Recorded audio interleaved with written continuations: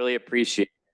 Before I go any further, I want to make sure that everybody puts their cell phone on silent just so we can enjoy the next hour without any technology other than that, which now is working. So we've crossed the first hurdle. I have a couple announcements I want to make before I introduce our guest. Thank you, first of all, for everyone who came out tonight. Thank you to the 175th Committee for planning all of these events that we have coming up over the next year. Special thanks to the Women's Club, as always, for providing refreshments for the group. So during the presentation, if you need a water or something to eat, you can hop over there and then come back to your seat, and then also at the end before you head out. I also want to thank the Board of Commissioners and then the 175th Committee. A huge thanks to our incredible community for your support and enthusiasm as we kick off this milestone year of 175-year anniversary. We've had a great time planning all of our events that are coming up this year, so make sure you check out the website.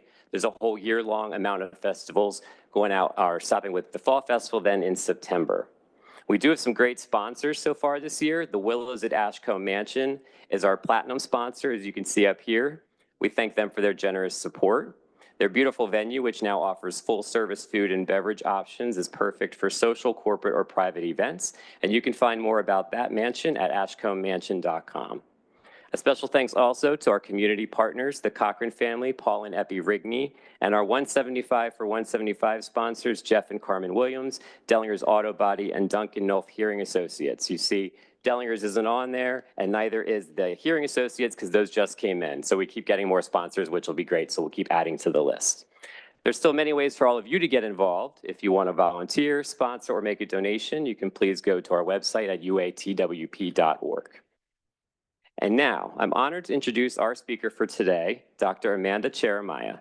She is the Executive Director of the Center for Futures of Native Peoples.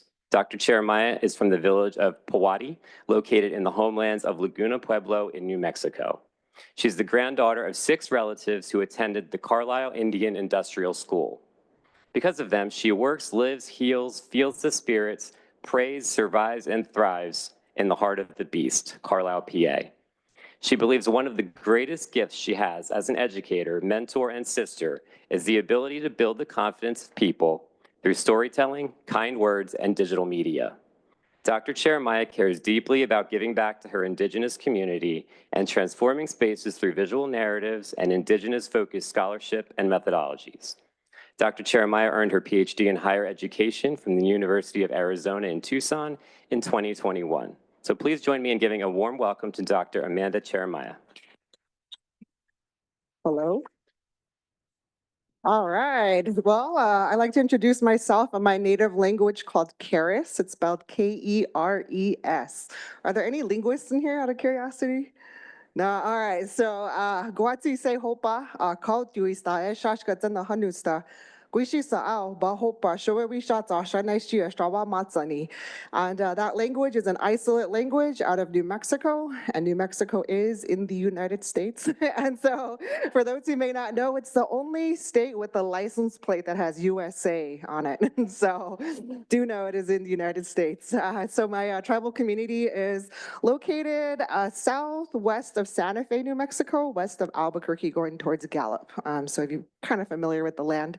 It's quite an honor to be here with all of you. I spent my day in Gettysburg today. It was my 5th time going to Gettysburg, and connecting with the land here is quite an experience. And in this talk today, and this story time, I'll be sharing some ideas, some concepts that I think may challenge you about how you think about time, how you think about land, how you think about place. And so as you heard in my intro, I believe that the ancestors called me to live in Carlisle, Pennsylvania, because I wouldn't just choose to live in Carlisle, Pennsylvania.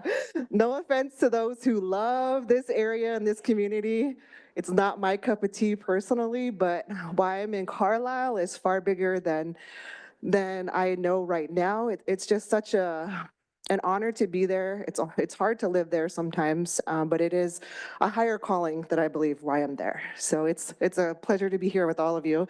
And I was laughing because we were having some tech issues, and I was like, it's probably the ancestors, because slides or no slides, I could share story all day. So we have some slides today, so we'll go through some of them. So as I share about the Indigenous Revolt, I want to start off and ask you a simple question. How are you? And if you want to share, if you could just raise your hand. And I do have a visual impairment, so I'm partially blind in both my eyes. You probably wouldn't know that by looking at me. So if you want to just raise your hand and I can see, but how are you? Good. All right. Happy to be here. All right. Wonderful weather. Yeah, it was hot today. Oh, it was super hot at Gettysburg. What else? Yeah, in the back. You're relaxed. Good. I'm glad. Very good. Anyone else? Content to be here. I'm glad to hear. I'm glad to hear. Yes. Hardest day at the church? Harvest day, not hardest. Harvest day. Awesome. That sounds wonderful. Anybody else? Interested. All right. All right. Glad to hear. I just wanted to touch base. I asked this question in many different spheres that I talk to. I give a lot of talks all across, not only our communities here, but across the country as well. So I was recently at Northern Arizona University in Flagstaff. So if you're familiar with the Grand Canyon, it's about an hour and a half from the Grand Canyon in Arizona. So I was there a couple weeks ago, but I'll share a bunch of stories really as I am here with all of you today. And I want to emphasize, I got to 2/3 of the room in terms of sharing about our podcast. And so I have my business cards here. And actually, if you could just take one on this and then kind of pass it through. Thank you. So the Indigenous Revolt, there is a podcast that I had created using a program called Audacity. If you're interested in kind of diving into the podcast realm, Audacity is a very good program to use. So I teach our students how to use it. So really, this is I think about time is very fluid, in my opinion. And I'll share more about this here in a second, but I'm always cognizant of like, how can I create, how can I innovate, how can I share or do things that will last a lot longer than me being here, right? Because when I first moved to Carlisle, I'd say I gave myself about 2 years to live there, and I'm coming into my first year here in May. I lived there since May of last year. And so I'm giving myself about 5 years because I think there's a lot happening here in Carlisle in this area. And so the stories I knew coming is where the power lies, in my opinion. And so through the podcast is how I know that when I leave Carlisle, that the stories will remain here in this platform. And so I really recommend that you check out this podcast. I share a lot of stories about what it's like to be a descendant, to navigate this area here, to navigate Carlisle, to navigate, I call it the living histories of our people. And so I'll share more about the Carlisle Indian School here in a second, but here are some of the podcast covers. And I'll share a story to integrate here. Like this is Chief Philip Whiteman. So he's Northern Cheyenne. His relative, Abraham Lincoln, that's the name of his relative, is buried in the cemetery there at the Carlisle Barracks, which is less than an hour from here. Has anybody ever visited the Carlisle Barracks? Can you raise your hand? Oh, okay. There's about a good half of you, I think, have been to the Carlisle Barracks. If you haven't been there, I highly recommend that you go there. It is a national monument now through the National Park Service. And so I really highly recommend that you check it. You have to go through a clearance, a background clearance. It's quite a jarring experience, in my opinion. It's kind of like you're going to the DMV when you're checking in. So it's really quite an experience. But Abraham Lincoln is buried in the cemetery. That's his relative. And he's the oldest. Abraham Lincoln is the oldest buried relative in the cemetery right now. And so the first student that died at the Indian School was repatriated and went home. So that's where we're kind of situating myself here. And so a lot of these stories will share about, like this one, the third, this cover right here. Does anybody play an instrument in here? Can you raise your hand?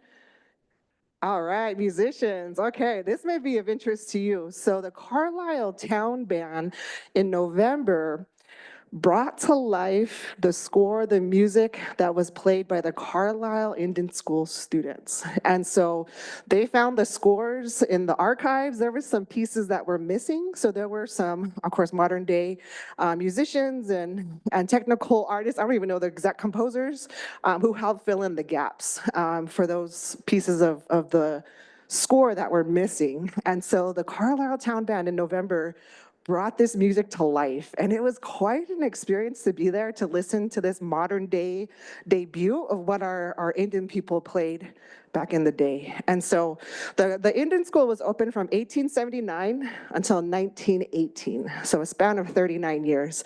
And what makes the Indian School different is the extensive amount of documentation that is there. And so think about 39 years. So there's the Phoenix Indian School right there in Phoenix, Arizona, was open for 99 years. So I've asked the archivist in our community, I was like, why is there so much documentation? Jim Gurenser and his wife, Kate Timer, are caretakers in Carlisle, have been there for over 10 years and taking care of our people's stories. And they said it literally is because the school opened and it closed. That's why there's so much documentation. So if you think about the Phoenix Indian School that was open for about 99 years, those first like 3-4 decades, that information probably be purged, as the school continues on.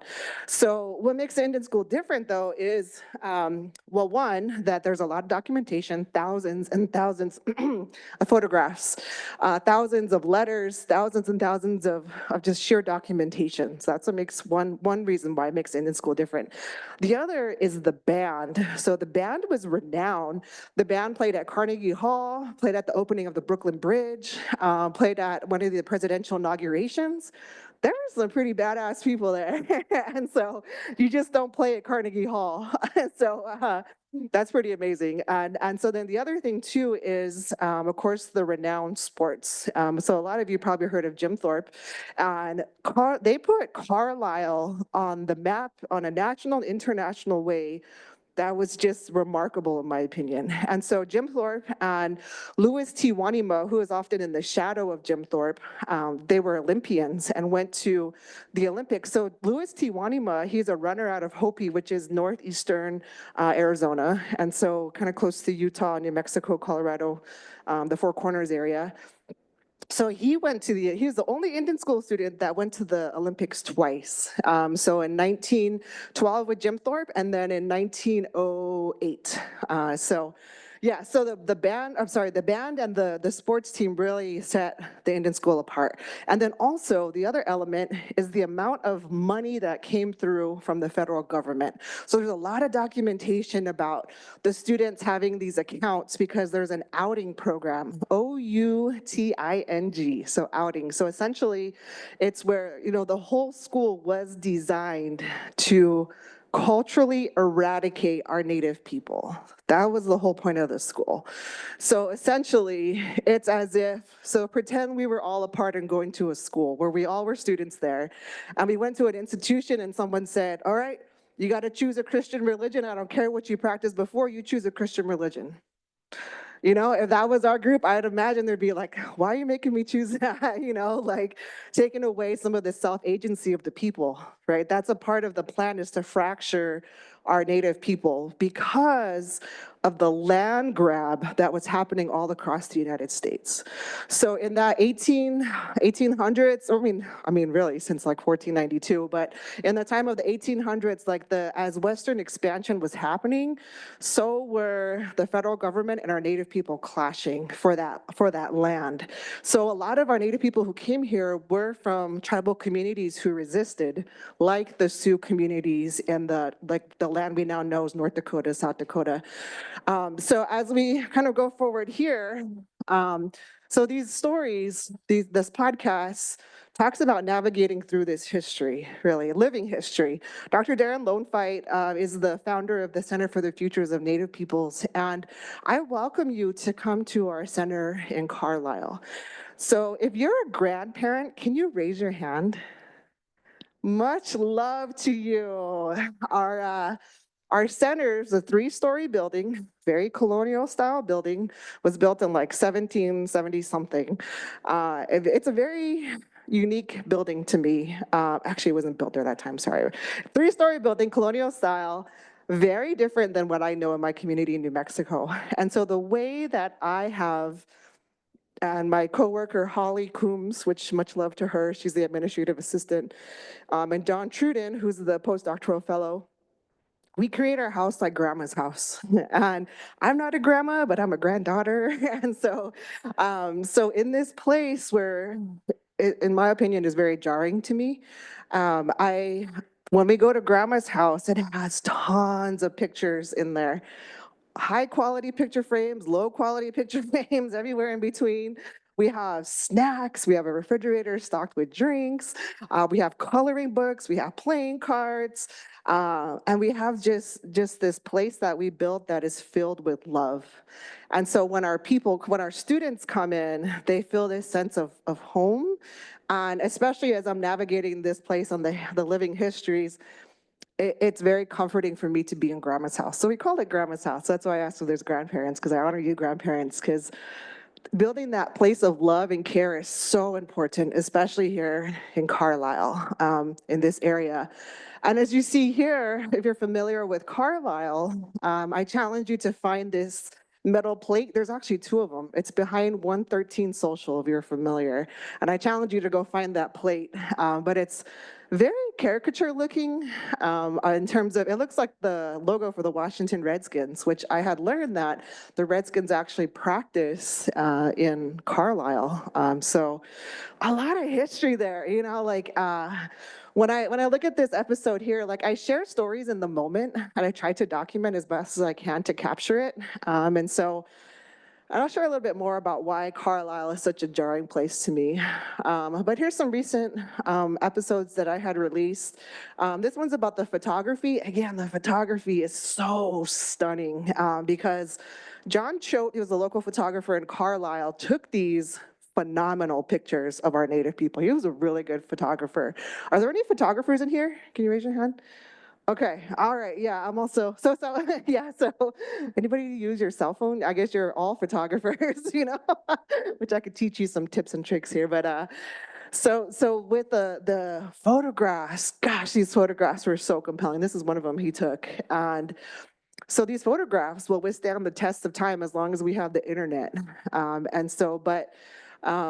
Yeah, this was a recent episode that we had just released about boarding school photography. And here it's actually a story where this, in the 1910s, give or take, the trolley came through here, went through those very gates, and would come to the Indian School because they were fascinated. The Carlisle townspeople were fascinated to see our Native people. So in my opinion, I think there will always be a fascination about our Native people. Always, I think. I think there always once, there always was, there is now, and I think there always will be. And the reason why I say that is because as I'm in Carlisle, I experience a lot of microaggressions. So microaggressions really is these jabs rooted in discrimination and racism based on how I look or how I occupy space. And so I have a lot of stories about that, like when I'm shopping at Walmart or buying a mattress or at TJ Maxx trying to buy a paper towel holder, like people want to know who I am, what I am, how much of what I am, where I'm from, and why I'm here. So I don't know if you experience that on a weekly basis, but I sure do. And so an example is, gosh, a few months ago, I was feeling really sick. I hate being sick in Carlisle. It's a whole another realm to me. I live there. I live about maybe a mile and a half, 2 miles from the former grounds of the Indian School. I live about half a mile from where I work at Dickinson. And so there was one, right around Thanksgiving, I was feeling so bad. And I just had a sweatshirt on, had my glasses, my hair was all crazy, had shorts and my Crocs, and went over to CVS to get some medication. And as I went to the medication, I had to go to the consulting booth or whatever, that window. And I was inside and walked in, and there was an older man, he's a white guy, probably in his 70s, and gave him my name. And he looked at me, he was like, "Are you Mexican?" And I was like, "No, I'm not Mexican," right? And I feel like shit, right? I'm like, okay, why is he asking me what I am? I'm like, just give me my medicine. And I was like, no, I'm not Mexican. And I was like, I'm Native American. And then he looked at me, he's like, oh, he's like, that was my first guess. He was like, those high cheekbones and the color of your skin, I thought you were Native American. And I was like, Okay. And so then I went outside and made a TikTok because I was pissed, right? And this is how I process. This is just storytelling. And I was like, what if I went in there and I was like, okay, by the way your cheekbones are and the color of your skin, I thought you were white. Like it just doesn't make sense, like, but for whatever reason, like, he's asking me these questions, and I try to be gracious because a lot of people are curious, really, and I get that there's grace, to learn. I get that, and so it's just really weird, Like last summer, I was buying a mattress for my new apartment in Carlisle, and this one guy had a shirt that said NTVS. It's a brand out of Minnesota, a native brand, and wore this shirt, and I walked in, he's like, "Are you from the Plains?" I was like, "Nah, man." Like, I already know what he was asking me, like a Plains native, and I was like, "No." So got a mattress, and as I was buying it, he sat down, and he was like, "I have a question for you," and I was like, "Oh man, I already know." When people phrase it like that, you already kind of know. And I was like, "Yeah, what's up?" And he's like, "What do you think about Native American mascots?" And I was like, "Ah." And so then I like gave my little spiel. And then probably about 10, 15 minutes into it, I'm like, "Man, bro, I'm just trying to buy a mattress, like try not to talk about all of Native America with Native mascots. And then one more story. This is all on the same strip, the shopping strip there in Carlisle by Walmart and like Chick-fil-A, TJ Maxx. I was at TJ Maxx and I was buying some stuff for my apartment, and I was there I didn't even have my hat on or anything. I was just like existing. And I like walked by, I was just kind of shopping, and this one lady, she's a white lady, she came and she's like, "Are you Native American? How much? Where from?" And I was like, "Yeah, all of the above," And I was like, "How do I respond to this?"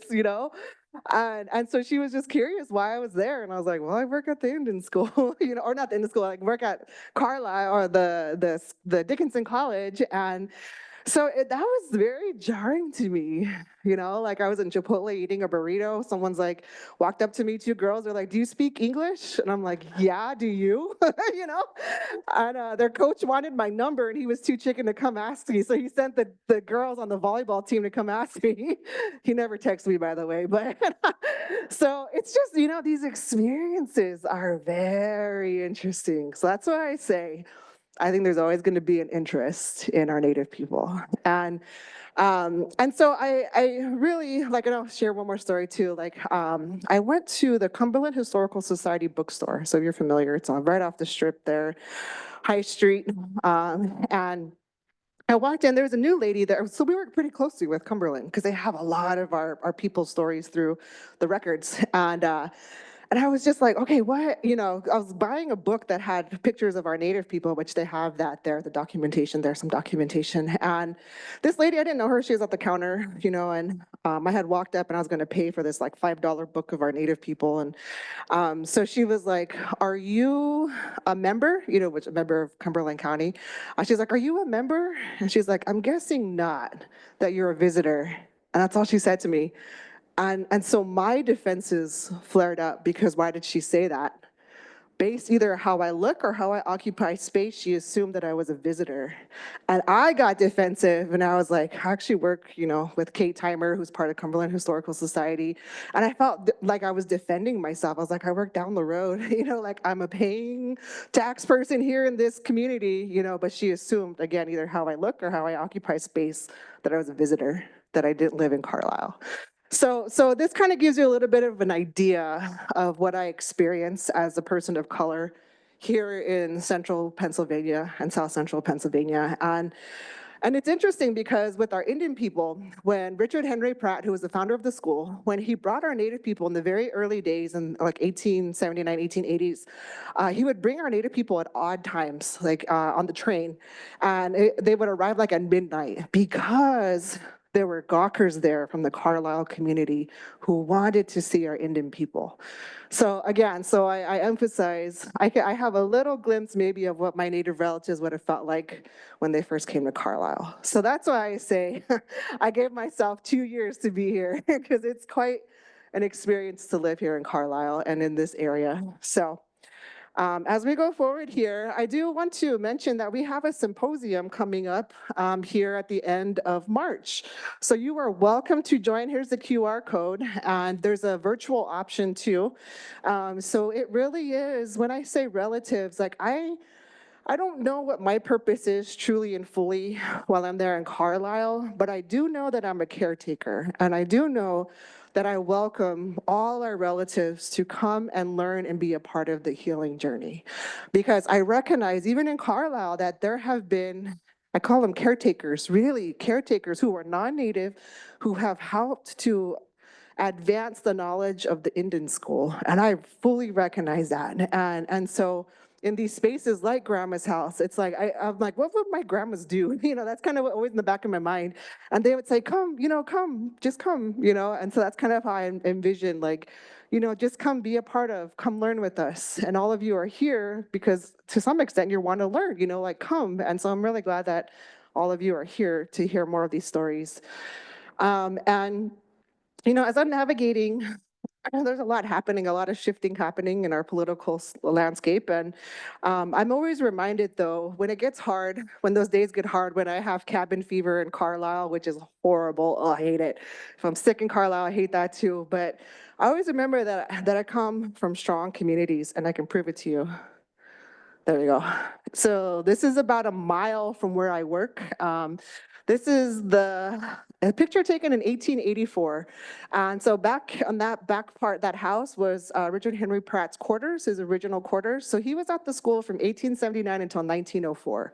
So when you look at the Indian school, think about it as Pratt time, 1879 to 1904, and post-Pratt time, because it was very different. And when I share with students too, I'm like, well, think about like our own school. Like Dickinson was founded in 17 something, and think about how it's evolved over all these years, right? And I had shared this with some retired faculty, and they were saying like in the 60s, when they were there teaching in 1960s, the young men, there's a lot of fear and talk about getting drafted into the war.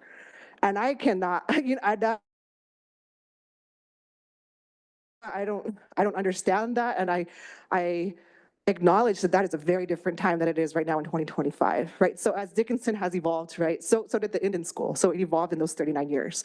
So in the first years when Pratt was there, it really was designed to assimilate and culturally eradicate our Native people into mainstream American society, which was deemed as and seen as essentially white America. And so that's where these outings, I forgot to fully describe what an outing was. So as part of this school, the outing program, it was very gender specific. 2/3 were young men and 1/3 were young women. There was about 7,800, give or take, students that went to the Indian school. And even when I say students, though, that's problematic because there's this sense that there's an exchange or willingness to be there. There were some students that wanted to be there. There were students who were prisoners of war.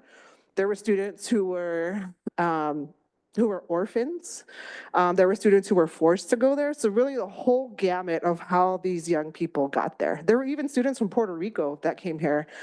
There was no students from Hawaii. There was about 125 students from Alaska. So just think about, this was late 1800s, and about the transportation that was available at that time, coming from Alaska. So who has been to Alaska? Can you raise your hand? Oh, okay, good amount of you. If you haven't, I highly recommend it. If you don't like the outdoors, don't go. But if you do, go to Alaska. Here's a fun party trick. If you raise your right hand, put down your 3 fingers, flip it over, is the state of Alaska. Right hand, your right hand. Yep. So it's a fun party trick. So we got Michigan and then Alaska. So yeah, I did live in Alaska for a couple of years, but so it took a long time for Native people to come there. And again, a lot of it is this land grab. Sheldon Jackson is a prominent figure in this time who brought students from all over the country to this area here in Carlisle. But yeah, so this kind of gives you a picture. My relatives were there like in the late 1890s. Literally, if my grandma Howace did not survive this, I would not be here talking to you today. And so I'll share a little bit more about why the Indigenous Revolt, and I will leave some time for some questions here in a little bit. So why the Indigenous Revolt? And this comes from the 1680 Pueblo Revolt. And you may have heard of this, may not have heard of this, but this I've heard has been called as the first American Revolution. And so here's a little bit of history from where my community's from. So this map is a little blurry, but you can kind of get a sense of the landscape here. This is the state of New Mexico. Arizona is on this side. Texas is on this side. And so there's 19 pueblos in New Mexico. So pueblos are essentially communities. It's like a Spanish word for community village. And so there's 19 pueblos. So in the 1680, well, before that too, the Spaniards were coming up from Mexico to try to essentially assimilate to impress religious practices and beliefs on our native people. And our native people stood up and essentially revolted against the Spaniards who came up from Mexico. So there was a lot of coordination. They actually used runners as messengers. And if you're familiar, there's a yucca plant. If you're not, Google it later, YUCCA, a yucca plant from the desert from where I'm from. And so they would tie the knots of yucca to show how many days left. So as the days went on, they would untie a knot.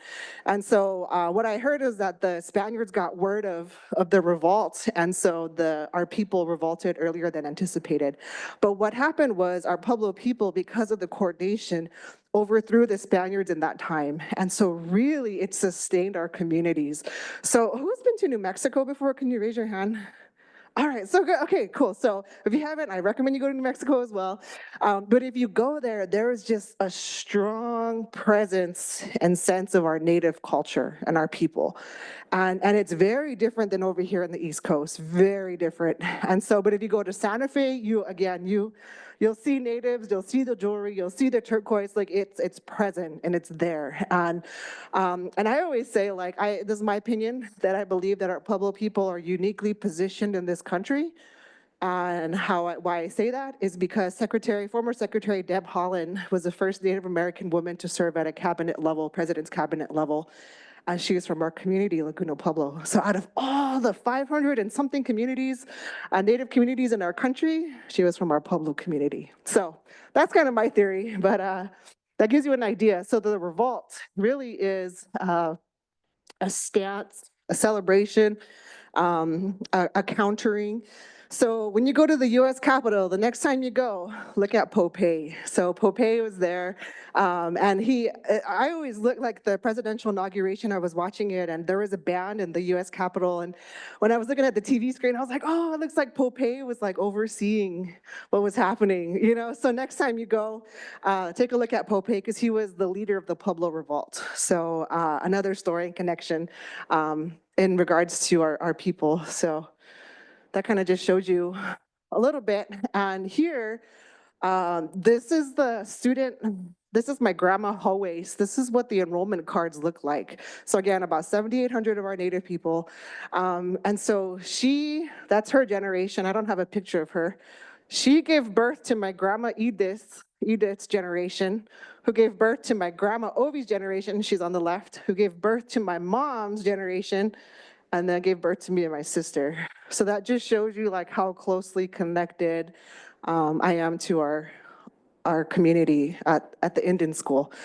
And so a lot of times when I'm talking, right, like I'm talking as if it's almost still in existence, like that it's still in operation. And because time is so fluid to me, like I'm so connected to all of this. This here is my great grandma, Kau Dewey. So that's one of my Indian names. And so her two sons came to the Indian School. So now what's interesting is that I value and I weigh the oral tradition just as much as documented history. Okay, so with who'd be my grandpa here, we can't find, or they don't know where his enrollment card is.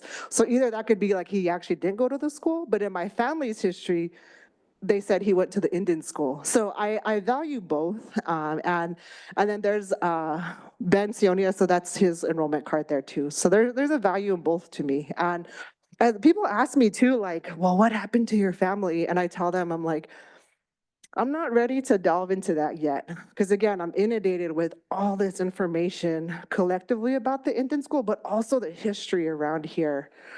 Because like at Gettysburg, for those who may not know, our native people were taken down to Gettysburg, right there at Devil's Den. There's actually pictures of our native people right there at Devil's Den, and the Indian School would take them by way of promoting this American tourism that's kind of like prevalent today, right? A lot of our young people will go to Gettysburg, right, by way of learning. And it is a form of tourism because when you're there, you can buy, go to the gift shop, you can buy all kinds of trinkets, it's really interesting place, actually. But so that gives you a little bit story behind that. And this gives you some of the numbers in regards to our people who went to the Indian School. It's the top 10, but I do want to note part of the dismantling of our Indigenous identity was to cluster our people.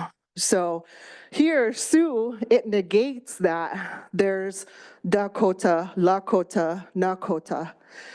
Even within our Pueblo people, there's Laguna Pueblo, Acoma, Cochiti, Santa Ana, Tesuque, right? There's all these bands, or Apache, there's Chiricahua, there's Tonto, there's White Mountain, there's San Carlos, right? I think you get my drift here. So literally on those cards, they would just put our tribal people's name, like Pueblo.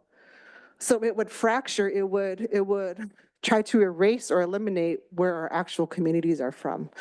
So that's also really interesting too. So these administrators really had a lot of power in documenting, but this is the list so far. So here in a couple weeks, Jim Garenser, the archivist, who is stellar, he's a whiz at all this knowledge regarding the Indian School. We're planning to release the roster of the 7,800 students who went to the Indian School. So that can have a lot of significance for our community because a lot of times within our oral histories, you hear, oh, my family went to Carlisle, or oh, my family was sent there, family member was sent there. So with that list, a lot of people are going to be able to discover more about their family history. So that's really significant. And as I go forward here's a couple more stats. 10% of that 7,800 graduated. The average age was about 16. 2/3 were male, and there was about 200 tribal clusters represented. And as I was mentioning, the school was very gender specific. The men would learn about the trades, like making carriages, tin making, tailoring. There's a lot of different trades that the young men engaged in. And then the women had the domestic responsibilities, learning how to sew, cook, clean. So very, very gender specific. Oh my gosh, I love this picture. So I go through a lot of photographs. The archives, I highly recommend. There's a show coming up here at Cumberland Historical Society from April 10th until December. There's going to be a photography exhibit of the Indian School students, our people. And so when I'm in the archives, if you go to Cumberland, you can literally like touch and see and feel these original documents, which I think is powerful. And so there, if you're familiar, the barracks, there's a golf course right across the street, actually, from where the cemetery is.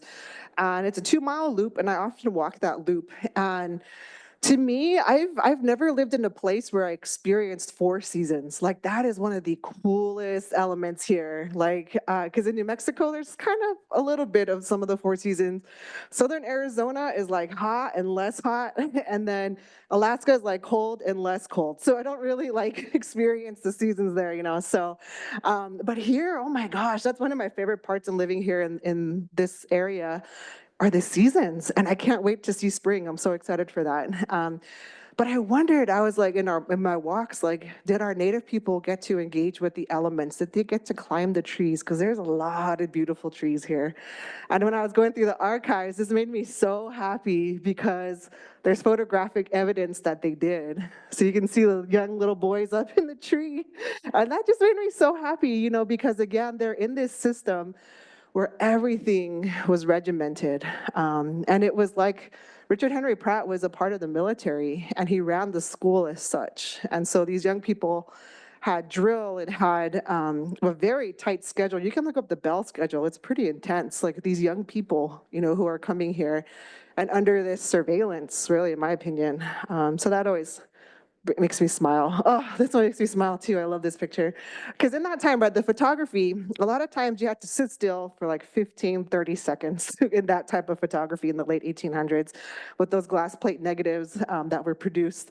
So here, this one makes me so happy because these young Native girls are smiling and they're from Alaska, and I don't know. So we're in our symposium, we're making a puzzle out of this so that we're integrating art into our space so that it helps kind of balance the emotions because we're talking about some pretty traumatic stuff. And so, but we're making a puzzle out of this. So who likes to do puzzles in here? Can you raise your hand?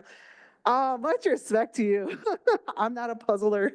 I'm like, give me like a 12-piece puzzle and I'm good to go. But we're doing a 500-piece puzzle during our symposium and see if we can finish it in those couple of days. So I love that picture. And then here, a lot of, this is my first semester teaching at Dickinson, and it's very different. I was talking to some folks here about teaching at a D1 school, University of Arizona, where I got my degrees, and then teaching here at the small liberal arts school is very different.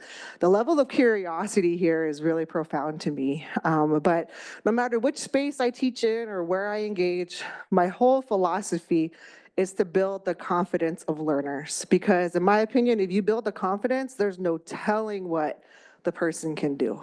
And so how do you do that? I do it often through kind words. And I hope that you internalize these words here as I share this space with you, that you are magnificent, that you are leaders, that you are sacred, you are change makers, you are storytellers, you are remarkable. And if there's nothing else you remember from this talk, I hope you remember these 4 words: that you are greatly loved. And I'm coming again from this place of that I really do care. Like, you have this new knowledge, this knowledge that I'm sharing with you, and some of you may be in spaces that our Native people may not be at or never be at. And so I hope you remember, something that you've learned from here. And that's what I tell our students too. We recently did we call them like biographical sketches. So they're at the cemetery. There's about 140 of our Native youth that are buried there. Those are the ones that didn't get to go home. Those are the ones that didn't leave. And so our young people, our college students, I gave them an assignment where I assigned them 5 students that are buried in the cemetery so that when I go there, when other people go there, we'll have this PDF so that at least we know the student who was buried there, oh, her dad arrived on a horse to the school. Like, I think that's such a badass image, like for a father to arrive to the Indian school on a horse. I'm like, damn, that's so cool. There was another student who was a tailor who was so gifted in his craft of being a tailor. So these young people, our college students, did the work to at least come up with at least an interesting fact about our people who are buried there so that we know a little bit more about who they were. And so it was a very powerful experience to go there and visit. We did that, was it last week? Yeah, last week we went. So this is an example. So I gave a template. And so the plot number's there too. If you ever have a chance to go visit, I highly encourage you to. And so some students have photographs. So like, oh, this picture.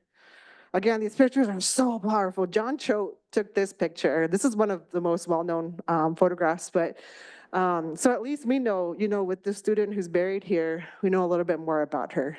So again, it's helping these students, none of them are Native, but it's helping to contribute to the collective knowledge of what happened there.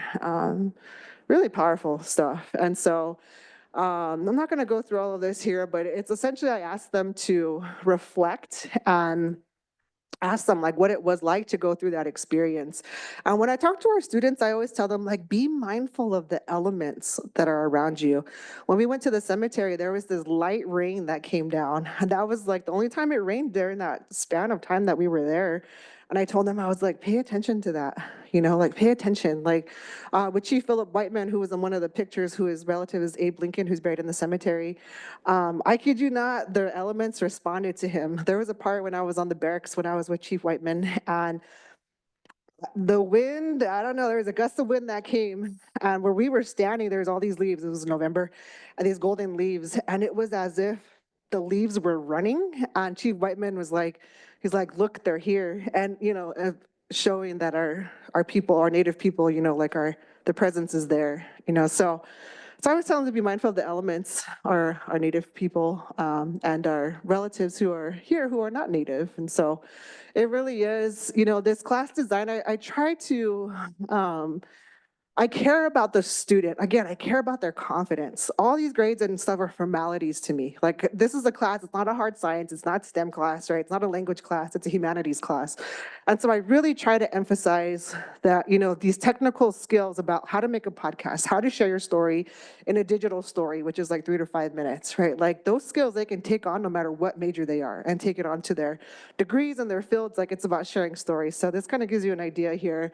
I just wanted to share a little bit too, and I'm not going to go through all of this here, but the class participation rubric is something I thought long and hard about, because I'm on the side where I don't take attendance. I believe that they're adults and they can decide if they want to come to class or not. And so I'm not going to sit there and take attendance.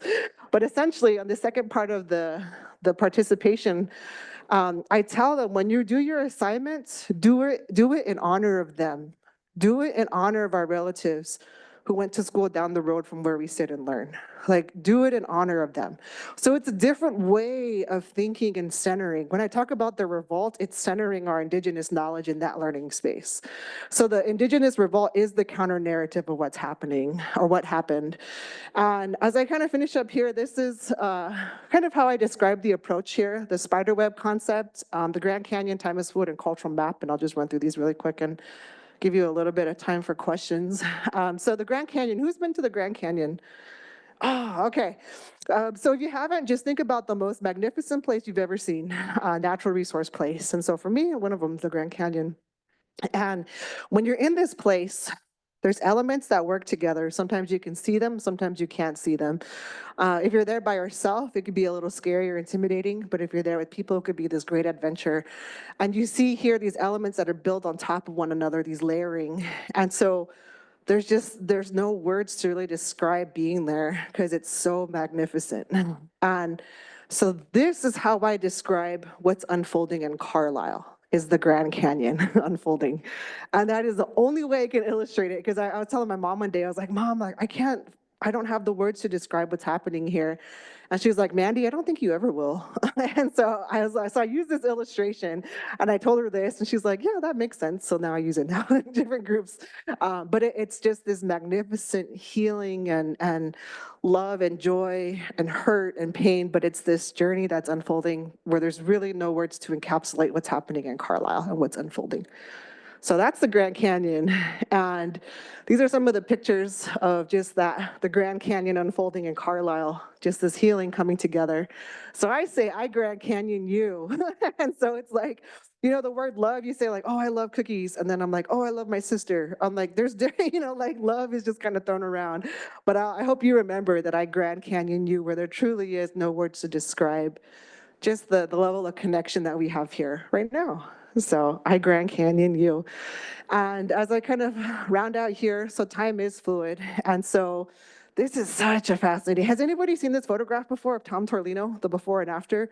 This is one of the most famous photographs. This is his granddaughter. She's on our advisory board and actually coming to the symposium in a couple of weeks to share her story about her grandfather, Hastin Tohale. And so this album here was at the Army Heritage Center. They have this book. It's about 20 pounds. So think about 2 sacks of 10-pound sacks of potatoes. It's like that much, like it weighs that much. And it was pristine, this photo album. And in this picture, you can truly see how dark they made Tom Torlino. Because again, the whole point was to kill the Indian in him and save the man. So literally strip the native person in him and save the man. So you can see there's a difference of the skin tone color. Like I know in Pennsylvania, like it gets, you get a little bit lighter here in the wintertime, but not that light. And so it really shows how they distorted it, though, again, to craft this narrative, this propaganda. Like, look how our school's working, because this stuff was sold. All these cards were sold, were sent out. And so this one was really interesting. This photograph came up, I think it was on eBay, and it sold for about $6,000 from a private collector. So in my opinion, I think this photograph should go to the family, but it's really interesting discussion. So as I finish here, again, literally walking in the footsteps of my relatives, my ancestors. So it just shows you really, how powerful it is to be there. There's an ice skating rink. You might not know that. Students love to go there. So it really is Carlisle with the purpose, just revamping and Skoden relatives, fierce advocates. Skoden is an iteration of let's go then, but it's Skoden. So that's a word appropriate to our native language. And a lot of times in the records, the young people, our native people would say, remember me, remember me, that's my hope, or their request is to be remembered. Oh, it always gets me. It always gets me. And orange is significant because that's the movement really of it comes out of Canada, actually, Truth and Reconciliation. September 30th is typically the day that it's celebrated here in the United States. But I know we have a couple minutes for any questions or any comments, but that's my story. That's our story as we navigate here. And so is there any feedback, any questions here in these last few minutes? Yes. Oh, thank you. I watched a documentary that's, I forget what the name of the actual channel is. It's something about Fairly Local or Local. But there was a documentary about the school. And they showed in the cemetery so many graves that say unknown. And I was wondering, why did they not know names of the children that died to put on the graves? So there's like 20 unknown, so there's several reasons why. The original cemetery was moved in 1927 to where it's at right now. So again, there could be error there because whatever signage or whatever stone or whatever was written there, the people tried, I don't know if they really tried, but interpreted what was on that initial signage as the cemetery was moved. And so there have been, I think, 2 or 3 different iterations of the headstones being changed out. So that also, it's kind of the game of telephone. When you think about the game of telephone, when you say something, pass it along. So it's kind of like that. And then another part, the repatriation, essentially when our native relatives come to Carlisle to bring their loved ones home, sometimes who's buried there doesn't match the historical records. So then it becomes unknown. So that's also another reason why. So there's 20 right now, but this September, there's 19 relatives who hopefully will go home in the repatriation process that are buried there. So we'll see. Yeah, it's heavy. It's heavy stuff. This job is not for the faint-hearted, I will tell you. Do you know what happened to the students after they finished at the school? Did they return? Yeah, some did. Yeah, there's varying accounts. Like my grandma, I heard that she was part of, I believe it was like either a Quaker family or a family here in Pennsylvania. And when she went back home to our Pueblo, the way she cooked was influenced by the family she did her outing with. So that's like one of my grandmas. But some of them too, when they went home, you gotta think about like, when your identity is forming, right? When you're a young person, you're trying to figure out who you are, what you believe, and to be in a system where they're telling you what to believe. When you go home, there could be some cultural clashing there. There's some students too that also got married. There's a fun story in the gym where a story was told where 2 relatives met at the skating rink in the Thorpe gym. So their love story literally was when they met at skating. So like that's a sweet story. So it varies what happened. And so there's so many stories that I would love to share, but don't have time to share. But so it's a wide range of stories. So anybody else? Is there one over here? Okay, we'll take one more question over here. So you had made a distinction between like the culture of the Carlisle Indian School whenever the founder, Pratt, was alive, and then after he had passed on that leadership. What was the distinction in leadership there and like the culture of the school? So after 1904, a lot of what happened was our Native people were able to wear their cultural regalia. When our Native people first went to the school, cultural regalia was not appropriate in Pratt's eyes, because again, he saw our people as like barbaric, really. And so depending how wild our Native people looked, would often determine if they get a picture or not. And so, but the cultural regalia after he left definitely was a form of expression that some of the Indian students did wear and participate in. But when they first got there, the native clothes, our native regalia, was either burned, stolen, sold. And so, but later on though, you'll see pictures of the native students wearing regalia. That's a big difference. So yeah, so I can't remember how many superintendents came after that, but so yeah, so I'll share one more story real quick. So it's about Pratt, but I think it's a story of power and resistance and resilience. So I went to Arlington National Cemetery in November. My mom ran the Marine Corps Marathon. Has anybody run that marathon before? Has anybody run a marathon before? Raise your hand. Oh, okay, how about a half marathon? How about a 5K? Okay, cool. A mile? Okay. So she did the Marine Corps. She's done 15 altogether. So she's pretty badass mom. As she gets older, I think she gets younger. I don't know how this works, but so after the marathon, like she, flew back to New Mexico, and I was like, I'm gonna go to Arlington before I go back to Carlisle. So Richard Henry Pratt is freaking buried there. I have this tension with him. I don't even know him. So found his cemetery plot. And so was there, and I just had this visceral reaction. I was crying, I was coughing, and I just couldn't believe it. He has a huge stone that the Indian school students paid for to have this stone there. And I was standing there, I was making a TikTok. I make TikToks pretty often, share story on social media. And I was standing there, and it's like these rows. So there was this like tractor thing coming towards me, and it was spewing out liquid, and it was like cleaning the headstones. And so when it was coming, I was like, I'm not gonna effing move. Like, you know how hard it is to get here? Like I'm sweating. It's like you have to walk a mile to get to where he was at. And so this tractor was coming, and I was like, I'm not gonna move. And so literally this tractor came, and it was like, and then it just kept going. And so then I was like, oh my gosh, Pratt was a proud man. He was like 6'4" in stature.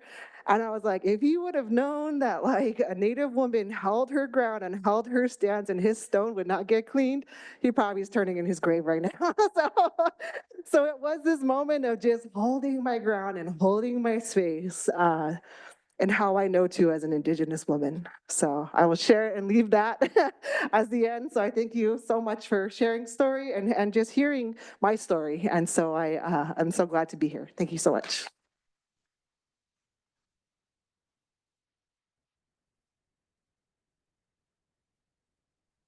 Thank you very much, Dr. Cheromiah. Just for everyone in the audience, one more time, thank